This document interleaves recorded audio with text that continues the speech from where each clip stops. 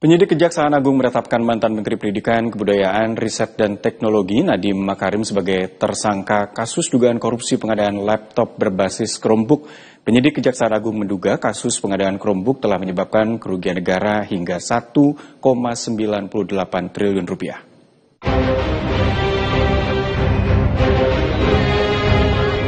Penyidik Jaksa Agung Muda Pidana Khusus Kejaksaan Agung menetapkan mantan Menteri Pendidikan, Kebudayaan, Riset, dan Teknologi Nadiem Makarim sebagai tersangka.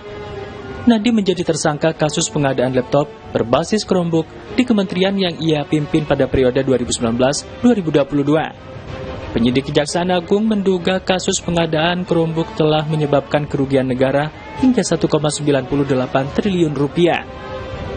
Penetapan status tersangka dilakukan usai Nadiem menjalani pemeriksaan di Gedung Kejaksaan Agung pada Kamis 4 September 2025. Usai ditetapkan sebagai tersangka, Nadiem langsung ditahan di rumah tahanan Salemba selama 20 hari ke depan. Pada hari ini kembali menetapkan satu orang tersangka dengan inisial NAM selaku Menteri Pendidikan, Kebudayaan, Riset, dan Teknologi Republik Indonesia periode tahun 2019-2024. Perbuatan yang dilakukan oleh tersangka NAM antara lain yaitu pada bulan Februari 2020,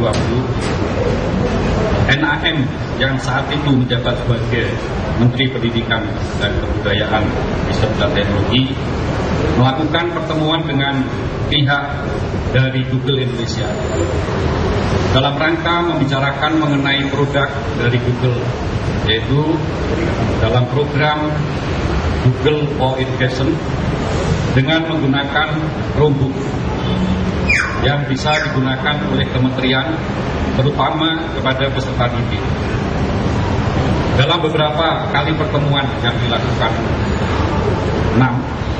dengan pihak Google telah disepakati bahwa produk dari Google yaitu Chrome OS dan Chrome Device Management atau CDM akan dibuat proyek pengadaan alat teknologi informasi dan komunikasi atau TIK. Ketentuan yang dilanggar: 1. Peraturan Presiden nomor 123 tahun 2020 tentang petunjuk teknis dana alokasi khusus fisik tahun anggaran 2021. Kedua, Peraturan Presiden nomor 16 tahun 2018 sebagaimana telah diubah dengan Peraturan Presiden nomor 12 tahun 2021 tentang pengadaan barang jasa pemerintah. Ketiga, Peraturan LKPP nomor 7 tahun 2018 sebagaimana telah diubah dengan Peraturan LKPP nomor 11 tahun 2021 tentang pedoman perencanaan pengadaan barang jasa pemerintah. Kerugian keuangan negara yang timbul dari kegiatan pengadaan TIK diperkirakan senilai kurang lebih 1.980